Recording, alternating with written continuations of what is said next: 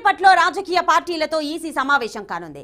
అందులో భాగంగా టీడీపీ అధినేత చంద్రబాబు, జనసేనాని పవన్ కళ్యాణ్ల ఇప్పటికే విజయవాడ నోవెటల్ హోటల్ కి చేరుకున్నారు. హోటళ్ల జాబితాలోని అవకతవకలపై ఈసీకి ఫిర్యాదు చేయనున్నారు. మరోవైపు ముఖ్య పార్టీ నేతలతో కేంద్ర ఎన్నికల సంఘం అధికారులు సమావేశం నిర్వహించనున్నారు. ఈ కార్యక్రమానికి అధికార వైసీపీతో పాటు ప్రధాన ప్రతిపక్షమైన తెలుగుదేశం ముఖ్య నేతలు హాజరు కానున్నారు.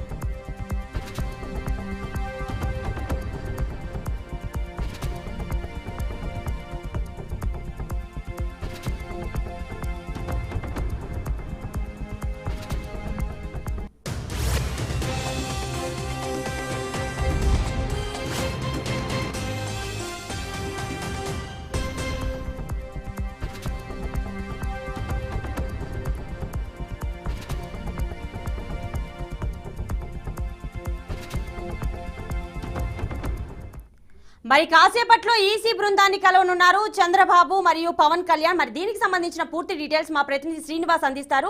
శ్రీనివాస్, డీటెయిల్స్ ఇవ్వండి.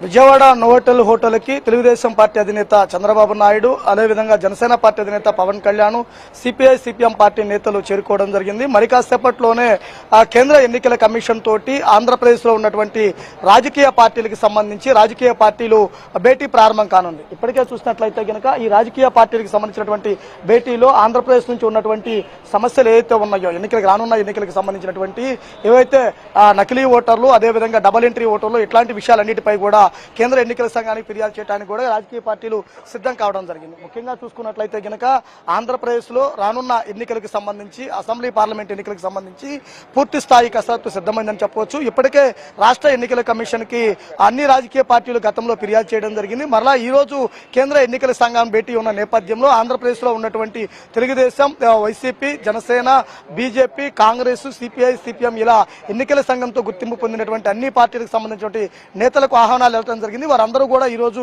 మరి కాసేపట్లోనే విజయవాడలో ఉన్నటువంటి నోవెటల్ హోటల్లో ఈ ఎన్నికల కమిషన్ తో భేటీ కానున్నారు. అయితే ఎన్నికల కమిషన్ లో భేటీలో ప్రధానంగా చూసినట్లయితే కనుక ఆంధ్రప్రదేశ్ లో నకిలీ ఓటర్లు, డబుల్ ఎంట్రీ ఓటర్లు, అదేవిధంగా సమస్యాత్మక ప్రాంతాలు ఉన్నటువంటి ప్రాంతాలలో పోలింగ్ బూతులకు సంబంధించినటువంటి మార్పులు, చేర్పులు, వీనితో పాటు ఎక్కడైతే కనుక ఫామ్ 7, ఫామ్ 6 ఎక్కువగా నమోదైనాయో వాటన్నిటిపైన కూడా చర్యలు తీసుకోవాలని చెప్పేసి కూడా ఎన్నికల కమిషన్ కి ఫిర్యాదు చేసే అవకాశం ఉంది. ఇప్పటికే జనసేన, తెలుగుదేశం పార్టీలు రెండూ కలిసి గతంలోనే రాష్ట్ర ఎన్నికల కమిషన్ కు ఫిర్యాదు చేయడం జరిగింది. మరలా వైసీపీ కూడా ఆంధ్రప్రదేశ్ లోనే కాకుండా తెలంగాణలో ఓటు హక్కు వినియోగించుకున్న వారు, ఆంధ్రప్రదేశ్ లో కూడా ఓటు ఉంది, అక్కడ ఓటు వేసిన వారు ఇక్కడ ఓటు హక్కు వినియోగించుకోవడానికి అనర్హులుగా ప్రకటించాలని కూడా గతంలో ఫిర్యాదు చేశారు. దానిపై కూడా పూర్తి స్థాయి క్లారిటీ వచ్చే అవకాశం ఉంది. అదేవిధంగా ఇప్పటి వరకు రాష్ట్ర ఎన్నికల కమిషన్ ఏదైతే చర్యలు తీసుకుందో బిఎల్ఓల పైన, అదేవిధంగా ఆయా ప్రాంతాలకు సంబంధించినటువంటి ఎంఆర్ఓల పైన, వీటన్నిటిపైన కూడా పూర్తి స్థాయి క్లారిటీ ఇవ్వనున్నారు. ముఖ్యంగా చూసుకున్నట్లయితే కనుక రాష్ట్రంలో ఎక్కువగా ఫామ్ 7, ఫామ్ 6 నమోదైనాయి. వాటన్నిటిపై కూడా ఈ రోజు క్లారిటీ వచ్చే అవకాశం కూడా ఉంది. ముఖ్యంగా చూసుకున్నట్లయితే కనుక రానున్న ఎన్నికల్లో గెలిపే లక్ష్యంగా రాజకీయ పార్టీలు ఎక్కువ ఓట్లు నమోదుకు శ్రీకారం చుడతాము. అవి ఒకసాట ఎంట్రీ ఓటు అయ్యుండి మరలా రెండోసాట కూడా వచ్చినటువంటి ఓటు ఉన్నటువంటి పరిస్థితి నేపథ్యంలో గుంటూరు జిల్లాలో చూసినట్లయితే కనుక వినుకొండ ప్రాంతంలో 20,000 డబుల్ ఎంట్రీ ఓట్లు ఉన్నాయని చెప్పటము, అదేవిధంగా అనంతపురంలో ఉరవకొండ ప్రాంతంలో ఉన్నాయని చెప్పటము, ఇలా ప్రతి చోట కూడా ఎక్కడైతే డబుల్ ఎంట్రీ ఓటర్లు ఎక్కువ ఉన్నాయో వాటన్నిటిపై కూడా ఈ రోజు ఎన్నికల కమిషన్ క్లారిటీ ఇచ్చే అవకాశం ఉంది. అదేవిధంగా ఆంధ్రప్రదేశ్ లో రానున్న ఎన్నికల్లో అధికారం అడ్డం పెట్టుకొని వైసీపీ చేస్తున్నటువంటి తీరును రాజకీయ పార్టీలు ఎండగడటానికి కూడా సిద్ధమవుతున్నాయి.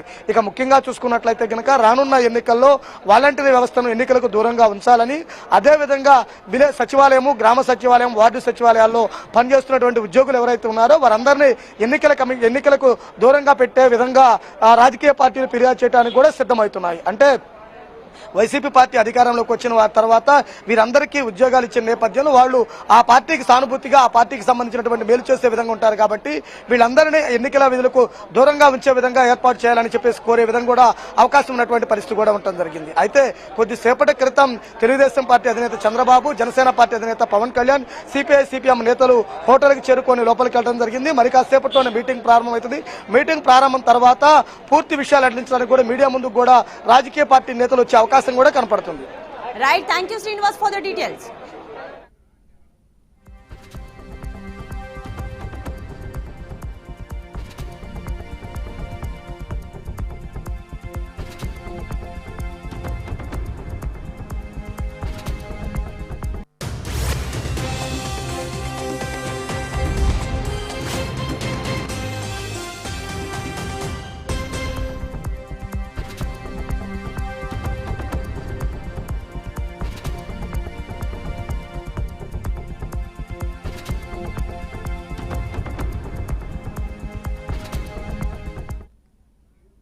కాసేపట్లో రాజకీయ పార్టీలతో ఈసీ సమావేశం కానుంది.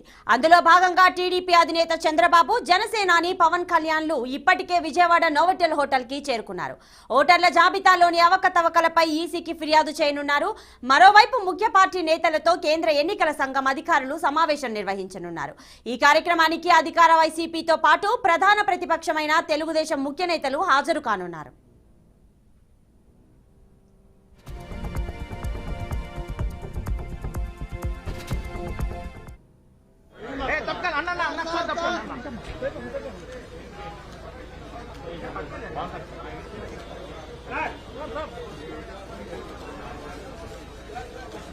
Okay. Okay. Thank you, sir.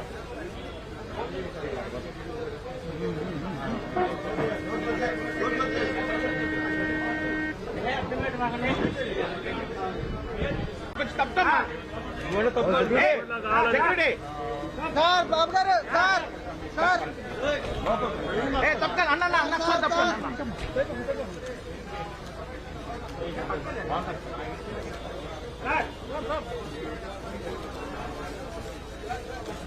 Okay okay thank you sir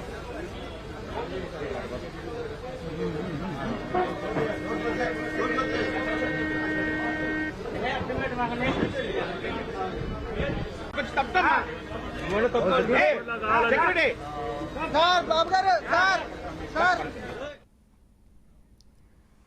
breaking చూస్తున్నాం. మరి ఇప్పటికే రాజకీయ పార్టీలతో ఈసీ సమావేశం జరిగింది.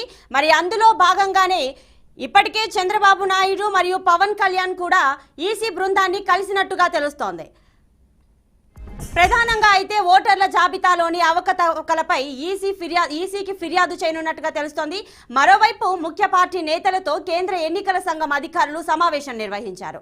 ఈ కార్యక్రమానికి అధికార వైసీపీతో పాటు ప్రధాన ప్రతిపక్షమైన తెలుగుదేశం ముఖ్య నేతలు కూడా హాజరవ్వడం జరిగింది.